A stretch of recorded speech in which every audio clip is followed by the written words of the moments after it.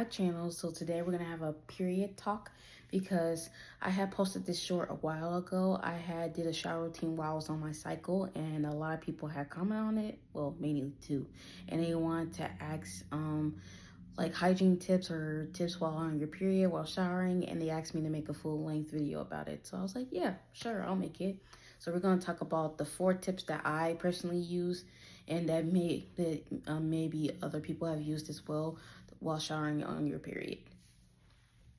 So the first tip is to have your underwear, pad slash tampon ready for you as soon as you get out the shower. Now you could place it like outside of the bathroom, like on your bed or something like that, or you can have it on like sitting on the toilet or a little stool that you might have in the bathroom, something like that. But just have it ready, because depending on your blood flow, you could be flowing like a lot, you could be producing a lot of blood, or you could be producing less blood. But it's just the fact to have it ready in case like it's dripping down and you just got out the shower, you feel nice and clean, and then it's just rushing out and it's getting all over the floor, all over your legs and stuff like that. So yeah, the first thing you would do is dry off and then immediately put your pad, tampon, and underwear on. The next tip is to use a gentle pH cleanser and to wash it with warm water. Now down there is very delicate. You will want to wash it with ease, not roughly, because you can damage it or injure it. So I would just say wash it with some warm water so you're not like burning it or anything, and also do a gentle cleanser because down there is an organ and it could get damaged if you use something that's not very delicate for down there. The third tip is to rinse thoroughly so there's no blood on your thighs and legs. Now often when you're bleeding, you will produce like blood clots and stuff like that. And due to it being sticky down there, like when you go to wipe, it could be like tissue, or it may be like one of the the delicate wipes that you might use down there. It could be attached to you, you may not know. So it'd be perfect to just go down there and just make sure everything's off of you, the blood, tissue, all of that stuff. And then the last tip that we have is to make sure you wash from front to back. Now, like I said, you may know if something is down there because you may not be able to see it or stuff like that. Make sure you wash thoroughly between your thighs in the front and also in the back, because you may not know, oh, it might be a blood clot back there, you may not know, or it may be like extra blood back there that's flowing to the back, and then it might be like tissue or something from the wipes or something like that. But yeah. Now the next part of this video is just going to be tips in general that you may want to use while on your cycle. Like for instance, for me, like the first 2 days I bleed very heavy. So I would recommend sleeping with a towel up under you while you sleep, because you could potentially bleed through and you don't want it to get on your sheets and stuff like that. So it'll be on your covers. So it'd be best just to have that extra caution up under it. And then when I do have stains and stuff like that, because it potentially happens, like the pad might move or something like that in the middle of the night while I'm shifting around and, blood seeps through.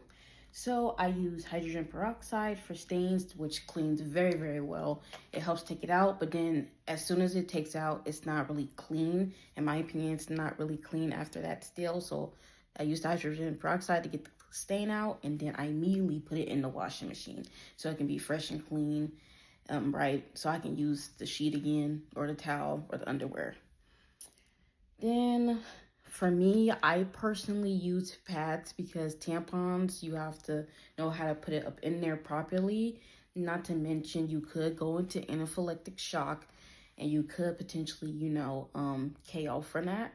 So I would personally just use pads just for the benefit and the safety. Not only that, I can actually, if I'm not able to change it right away, I know nothing will harm me if that happens. And then when I do be able to change it right away, it's easier to take out and I can just put a new one back on. Then another one I have is, if you do decide to use pads, I would recommend, well, this can go for tampons too, but this is just personally for me, I recommend changing it 2 to 3 times a day. For me, I wake up in the morning, I change it, then depending on how heavy I bleed, I will change it in the middle of the day, and then when I go to sleep, I'll change it before I go to sleep. So it's kind of like a overnight pad thing. And then this is like a section to help with cramps if you have very heavy cramps.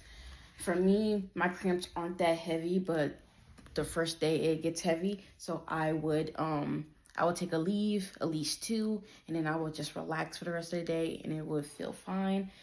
And then you could also purchase a heating pad, because I do know that heat helps.